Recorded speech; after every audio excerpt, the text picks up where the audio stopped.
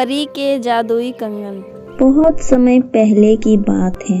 राजस्थान के छोटे से गांव में एक गरीब परिवार रहता था। मोहन अपनी पत्नी कमला और बेटी टीना के साथ रहता था। मोहन बहुत ही मेहनती था। वह सुबह अपने खेतों में काम करता था और शाम को जमींदार के बाग बगीचे का ख्याल रखता था। वो अपने परिवार से बहुत ही ज्यादा प्यार करता था और उनके लिए मोहन कुछ भी कर सकता था। इस तरह कई दिन तक चलता रहा। फिर एक दिन जब मोहन बगीचे में फूलों को पानी दे रहा था, तभी उधर से एक जहरीले सांप उसको काट लेता है। मोहन उसी बगीचे में बेहोश हो जाता है। मोहन का सही से इलाज ना होने पर उसकी वहीं पर मौत हो जाती है। मोहन के जाने के बाद उसकी पत्नी कमला और बेटी टीना अकेली हो जाती है, लेकिन घर को संभालने के लिए कमाने वाला चाहिए था। इसलिए कमला ये जिम्मेदारी अपने सर पर ले लेती है और तभी से कमला दूसरों के घरों में जाकर काम करने लगती है। फिर दूसरे दिन भी काम करने जाती। इसी तरह कई दिनों तक चलते रहा। फिर एक दिन जब कमला लोगों के घरों से काम करके लौट रही थी, तभी घर आते आते उसकी तबीयत खराब हो जाती है और घर आते ही बेहोश होकर नीचे गिर जाती है। तभी कमला की बेटी टीना आती है और अपनी माँ को बिस्तर में सुला देती है और रोने लगती है। माँ, आपको क्या हो गया है? आप कुछ बोल क्यों नहीं रही हो माँ? फिर कुछ देर बाद टीना की माँ को होश आ जाती है। होश आते ही कमला उठने की प्रयास करती है, पर कमला उठ ही नहीं पाती है।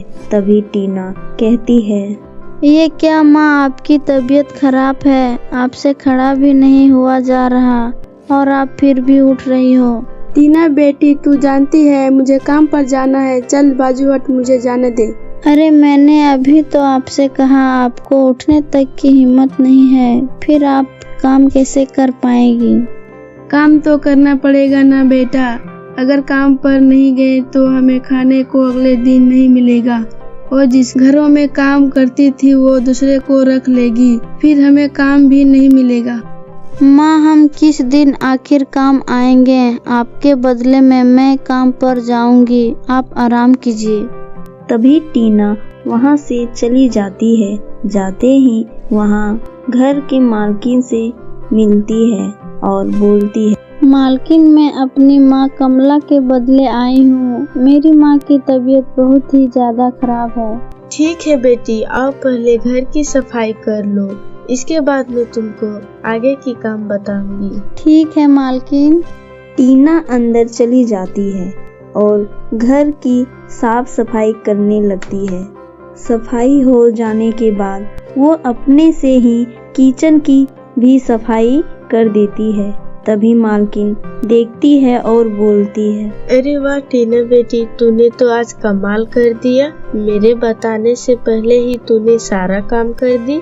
मैंने देखा कि किचन की भी साफ सफाई नहीं हुआ है, इसलिए मैं किचन की भी साफ सफाई कर दिया। चलो ठीक है बेटी, अभी तुम्हें अपने घर जाना चाहिए क्योंकि फिर तुम्हें कल आना है। ठीक है। फिर टीना वहाँ से अपने घर आ जाती है और अपने माँ के लिए खाना पकाती है। खाना तैयार हो जाने के बाद अपने माँ कमला को खाना देती है और बोलती है, माँ, आज मुझे अच्छा लगा क्योंकि वहाँ की जो मालकिन है वो बहुत ही नेक और अच्छी है। हाँ बेटी, वह सब बहुत ही अच्छे दिल के हैं। फिर दोनों माँ बेटी मिलकर खाना खाने लगती है।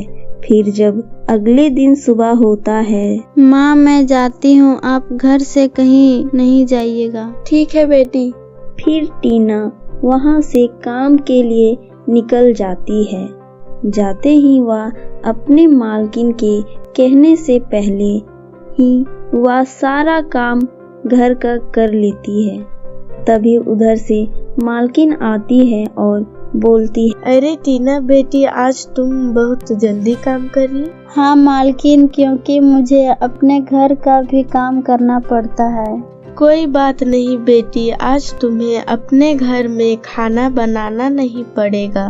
क्यों नहीं बनाना पड़ेगा? अगर मैं खाना नहीं बनाऊंगी तो हम और माँ खाएंगे क्या?